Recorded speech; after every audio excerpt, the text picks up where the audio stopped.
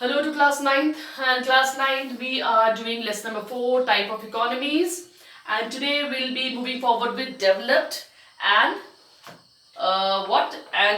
underdeveloped economy. So what is a developed economy? अभी हम developed economy के बारे में बात करें तो what is a developed economy?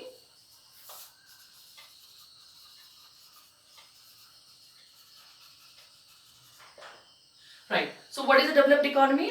The economy which has acquired a very high stage of development. So an economy which has acquired a very high development stage, and economy where the employment situations is very good, the production capacity is very high, the per capita income is also very high, the infrastructure standard is very good, is the poverty and is very less, the population growth is moderate. These all things make a developed economy. So if we just say that what is a developed economy, so we would say that these economy have achieved a substantial economic development stage. They have achieved a great prolonged development stages. So the countries, the example that I can give you is Britain, USA, France, Russia. These are the countries.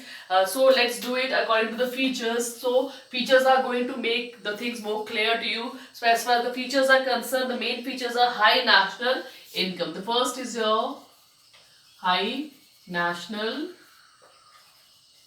income. So basically इस तरह की economies में क्या होता है, यहाँ की जो इनकम होती है, देश की एनुअल इनकम होती है, वो बहुत हाई होती है. So the first important thing is this, that the national product or national income in developed economies is very high. High national income implies a greater flow of goods and services. Very high income is there in this country. अब high income होने से क्या होगा? High income होने से ये होगा कि लोगों के स्टैंडर्ड ऑफ लिविंग बहुत बेटर होगा. रिच और पुअर के बीच में गैप क्या होगा? वो कम होगा. मतलब डिस्ट्रीब्यूशन ऑफ इनकम बहुत काफी हद तक काफी इवन होगा. सो पहली जो पहचान है एक डेवलप्ड इकोनॉमी की हो गया high national income. Second is high real per capita income. Second is high per capita income भी आप इसे कह सकते हो. So per capita income मतलब per person income. So income of per person is very high over here because the national income is high, so the per capita income is also very high. Per capita real income is obtained as the ratio between national income at real price and total population. तो इसका जो formula होता है वो होता है national income upon total population. तो आपकी जो भी नेशनल इनकम है, जो भी आपके देश की नेशनल इनकम है, अगर उसे पॉपुलेशन से डिवाइड कर दे तो what do you get? You get your per capita income. So in these countries the per capita income is very what? It's very high, right? So the people enjoy a great standard of living, we can say. The third important feature about these countries is this, that the high standard of living. High standard of living.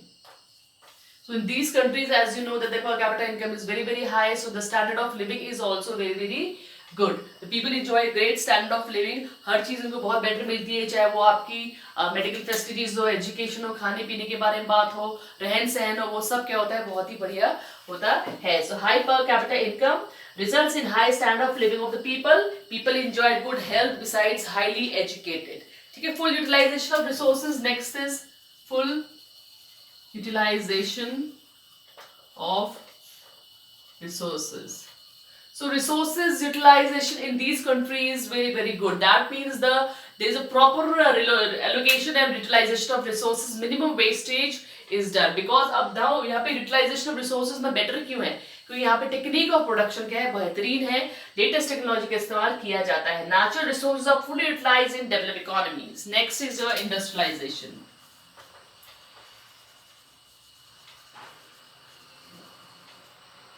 Industrialisation मतलब है कि यहाँ पे कितनी industries है. यहाँ पे जो स्पीड है इंडस्ट्रियलाइजेशन की वो बहुत अच्छी रहती है. ज्यादा से ज्यादा इंडस्ट्रीज आपको यहाँ पे मिलेगी.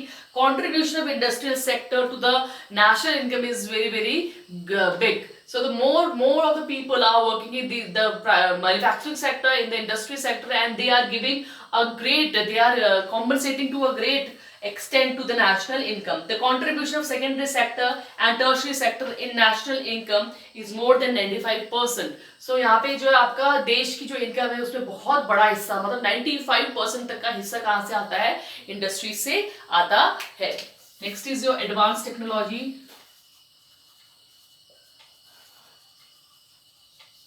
So technology used in these kind of countries is very advanced. There is a high degree of technical development in the economies. Lot of expenditure is made on the import as well as the manufacturing of the great machineries. You have a lot of good machineries out here, and the development, the total expenditure, the lot of expenditure is made on the technical development. Next is more employment. The employment conditions are very good here. So the generation of employment in these countries is great, right? There is hardly any serious problem on employment in developed economies. If at all unemployment occurs, it is only cyclical in nature. अगर unemployment यहाँ पे होता है तो कुछ समय के लिए होता है, बाद में वो ठीक हो जाता है. तो इस तरह की कंट्रीज में आपको कोई भी लोग बेकार बैठे हुए नहीं मिलेंगे. यहाँ most of the people they are working. ठीक है. High ratio of urban population. Last is your high ratio of urban population. So most of the people here live in urban areas. यहाँ पे जो आपके रूरल एरियाज होंगे, गांव वाले areas होंगे, वो बहुत ही छोटे होंगे. ज्यादातर लोग कहाँ रहते होंगे, आपके शहरों में ही रहते होंगे. तो ये बहुत अच्छी बात है आपकी डेवलप्ड इकोनॉमीज की. सो डेवलप्ड इकोनॉमीज को अगर एक बार हम फिर से रिवाइज करें तो डेवलप्ड इकोनॉमीज क्या है, वो इकोनॉमीज इनका हाई नेशनल इनकम होती है. मतलब इनकी जो साल भर की इनकम होती है इन कंट्रीज की बहुत ज्यादा हाई होती है. यूएसए, यूके, फ्रांस जैसी कंट्रीज का साल भर की इनकम बहुत ज्यादा हाई होती है. और जब साल भर की इनकम बहुत ज्यादा कमाते हैं ये लोग, तो पर कैपिटा इनकम भी बहुत हाई हो जाती है. पर कैपिटा इनकम मतलब है पर पर्सन इनकम भी बहुत हाई होती है इन कंट्रीज में. Next is high standard of living. The people, the living standard of people is very good out है. सिर्फ यहाँ पे पढ़ाई की बात नहीं, यहाँ पे पढ़ाई से लेकर के खान पान से लेकर के हेल्थ फैसिलिटीज, हर तरह की फैसिलिटीज बहुत ही बढ़िया होती हैं. Full utilization of resources are utilized in the best possible manner here. क्योंकि यहाँ पे रिसोर्स को बिल्कुल भी बर्बाद नहीं किया जाता है. कोई भी रिसोर्स व्यर्थ नहीं जाता है, उनसे ज्यादा से ज्यादा प्रोडक्शन किया जाता है. इंडस्ट्रियलाइजेशन, ज्यादातर यहाँ पे क्या इंडस्ट्रीज सेटअप होती है और लोग इंडस्ट्रीज में ही ज्यादा काम करते हैं. और इंडस्ट्रीज आपकी जो नेशनल इनकम है उस पर बहुत बड़ा योगदान देती है. यहाँ पे technology, as far as technique की बात करें, टेक्नोलॉजी की बात करें, टेक्नोलॉजी बहुत एडवांस होती है. बहुत अच्छी मशीनरी यहाँ पे होती है. बहुत सारा खर्चा मशीनरी की इंपोर्ट और उसके इम्प्रूवमेंट में होता है. एंड एम्प्लॉयमेंट की बात करें तो यहाँ पे बहुत कम लोग ऐसे होते हैं जो अनएम्प्लॉयड बैठे हो, काम ना करते हो. ठीक है. और अर्बन पॉपुलेशन यहाँ बहुत ज्यादा है. ज्यादातर लोग कहाँ रहते हैं, शहरों में रहते हैं. Now let's discuss underdeveloped economies. So we'll be reading underdeveloped. अगर आपको ये समझ में आ गया कि डेवलप इकोनॉमी क्या है, तो अंडर डेवलप जस्ट उसके ऑपोजिट चलती है. अंडर डेवलपमेंट में सारी चीजें उल्टी होती है डेवलप्ड इकोनॉमीज के. तो इसके फीचर्स के बारे में बात करें तो फीचर्स में इसका पहला आएगा लो पर कैपिटा इनकम. लो पर कैपिटा इनकम. ठीक है. अब इस तरह के नेशंस में क्या है, मैंने कहा कि जस्ट ऑपोजिट चलेगा. तो यहाँ पे पर कैपिटा इनकम मतलब पर पर्सन इनकम पर ईयर बहुत क्या रहेगी, लो रहेगी. यहाँ पे लोग बहुत कम पैसा कमाते हैं. ठीक है. लो स्टैंडर्ड ऑफ लिविंग भी हो जाता है जिसकी वजह से. Second is backward agriculture.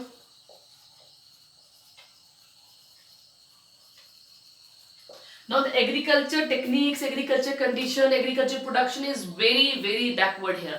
Now why is it backward? It is backward because technology बहुत पुअर होगी, लोग ट्रेन नहीं होंगे, स्किल लेबर्स नहीं होंगे. तो हर चीज का असर किस पे पड़ जाता है, यहाँ पे बैकवर्ड एग्रीकल्चर पे पड़ जाता है. ठीक है. Backward state in these economies as productivity per hectare. Under utilisation of natural resources. The third important is under utilisation of natural resources.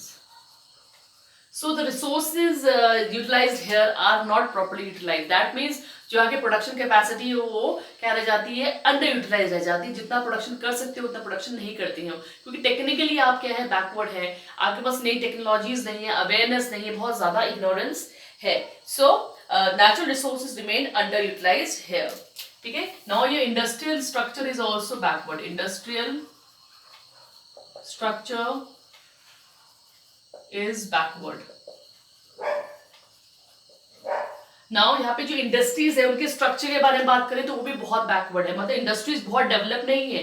Technology यहाँ पे जो इस्तेमाल हो रही होगी वो पुअर होगी. लोगों को यहाँ पे जॉब के साथ साथ काम के साथ साथ ट्रेनिंग नहीं दी जा रही होगी.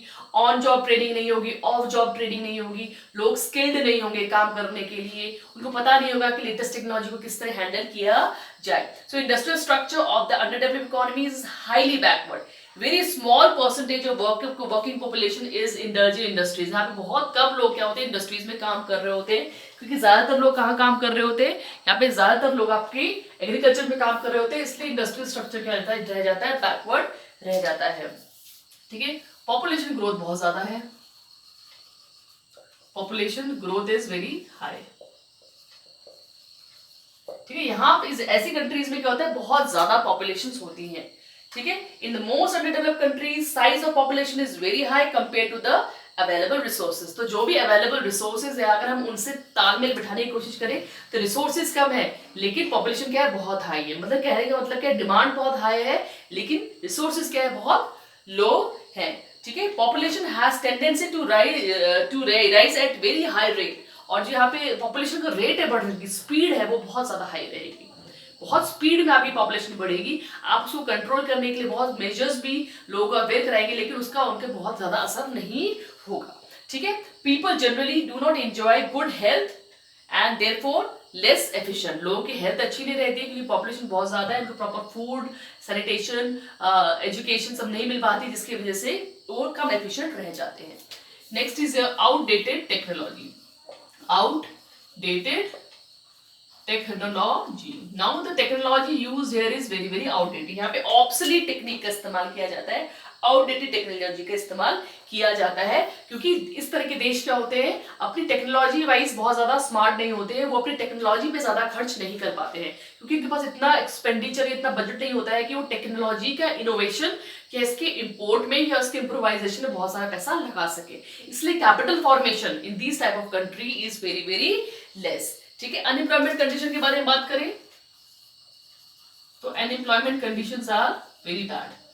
High unemployment. So high degree of unemployment can be seen in these nations. So इन तरह के nations में क्या रहेगा, बहुत ज्यादा high degree of unemployment पाया जाएगा. यहाँ पे ज्यादातर लोग क्या होंगे, unemployed होंगे. और वो unemployment कैसा होगा, बहुत लंबे समय तक का होगा. मतलब एक unemployment होता है कि कुछ समय तक कोई लोग unemployed है, थोड़े समय बाद उनको जॉब मिल जाती है, उसको हम साइक्लिकल अनएम्प्लॉयमेंट कहते हैं. लेकिन इस तरह की कंट्रीज में आपका अनएम्प्लॉयमेंट साइक्लिकल ना होकर क्या होगा, प्रोलॉन्ग होगा, बहुत लंबे समय तक चलता रहेगा. ठीक है. तो ये आपके क्या हो गए, फीचर्स हो गए अंडर डेवलप्ड इकोनॉमीज के. तो इससे पहले हमने पढ़ा डेवलप्ड वो कंट्रीज होती हैं जो डेवलप हो चुकी है, जिनकी हर चीज बहुत ज्यादा डेवलप रहती है. अंडर डेवलप्ड इकोनॉमीज वो इकोनॉमीज होती हैं जो बहुत ही बैकवर्ड होती है और उनकी सारी चीजें क्या होती है, अंडर डेवलप्ड होती है. जैसे कि हम बात करें तो अनएम्प्लॉयमेंट भी बहुत ज्यादा होता है, टेक्नोलॉजी आउटडेटेड होती है, पॉपुलेशन ग्रोथ बहुत ज्यादा होती है, इंडस्ट्रियल स्ट्रक्चर बहुत पुअर होता है, यहाँ तक कि एग्रीकल्चर सेक्टर भी बहुत पुअर होता है. ठीक है. अब हम डेवलपिंग इकोनॉमी के बारे में बात करें तो डेवलपिंग इकोनॉमी जो होती है, डेवलपिंग इकोनॉमीज वो इकोनॉमीज होती हैं जो अभी ग्रो कर रही है, जो डेवलप कर रही है. वो अंडर डेवलप से ऊपर होती है और डेवलप से नीचे होती है. यहाँ पे हर चीज क्या होती है, डेवलपमेंट की ओर जा रही होती है. जैसे कि यहाँ पे क्या होती है, बहुत ज्यादा पॉवर्टी होगी, गरीबी बहुत ज्यादा होगी, लेकिन वो धीरे धीरे कम होने करने पे उस पर प्रयास किया जा रहा होगा. पॉपुलेशन का रेट भी बहुत ज्यादा होगा लेकिन लोग अवेयर हो रहे होंगे कि हाँ पॉपुलेशन ज्यादा नहीं बढ़ानी है. ठीक है. इकोनॉमिक इनइक्वालिटीज मतलब गरीब और अमीर के बीच का जो गैप है वो भी बहुत ज्यादा इस तरह की कंट्रीज में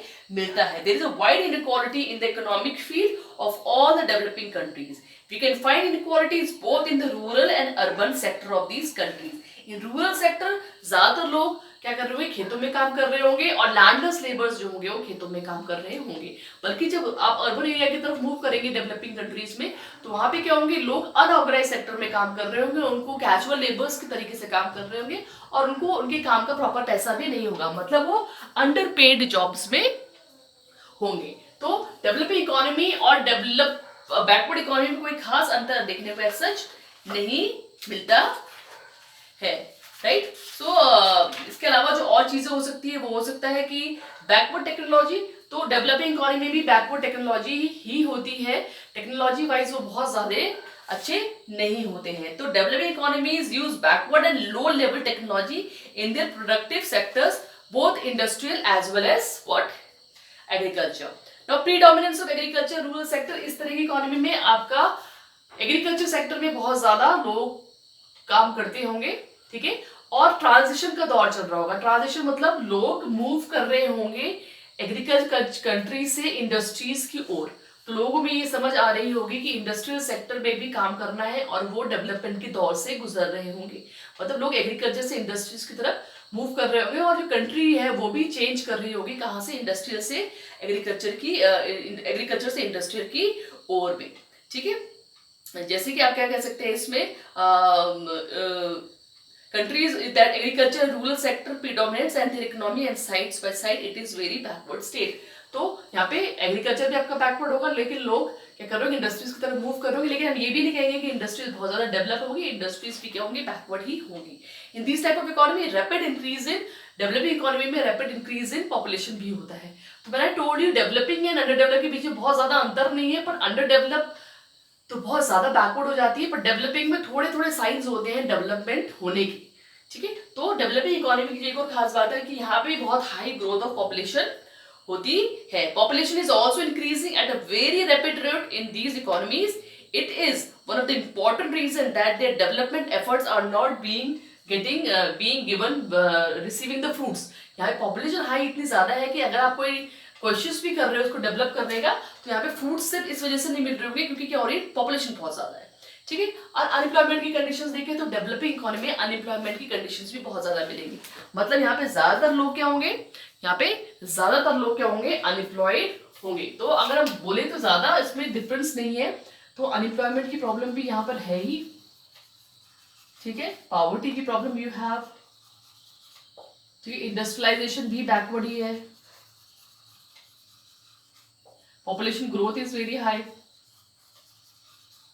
सो ऑल टुगेदर ये कहा जा सकता है कि बहुत ज्यादा डिफरेंस आपको डेवलपिंग और डेवलप्ड इकोनॉमी के बीच में देखने को नहीं मिलता है, इसलिए बहुत ज्यादा डिफरेंस भी नहीं है। पर ये है कि डेवलपिंग इकोनॉमी के केस में थोड़ा बहुत डेवलपमेंट होना स्टार्ट हो जाता है, बल्कि आपकी डेवलप्ड इकोनॉमी क्या होती है, हाईली डेवलप्ड होती है। यूके यूएसए जैसी कंट्रीज जो है वो हाईली डेवलप्ड इकोनॉमीज हैं। तो अगर ऑल टुगेदर डेवलपिंग इकोनॉमी के बारे में बोला जाए तो ये भी काफी होगा कि the countries of such an economy are neither very advanced nor very backward. Such countries do not are at the present engaged in making maximum possible use of their resources of raw material and manpower. A good example of the developing countries is our country. India is a very good example of developing countries. What we are doing कि हम क्या कर रहे हैं, transform कर रहे हैं, हम एग्रीकल्चर से इंडस्ट्रीज की तरफ मूव कर रहे हैं और लोगों को अवेयर भी कर रहे हैं कि कैसे सेल्फ रिलायंट होना है, कैसे आत्मनिर्भर होना है, और कम से कम हम इंपोर्ट में निर्भर करें और ज्यादा से ज्यादा हम एक्सपोर्ट्स को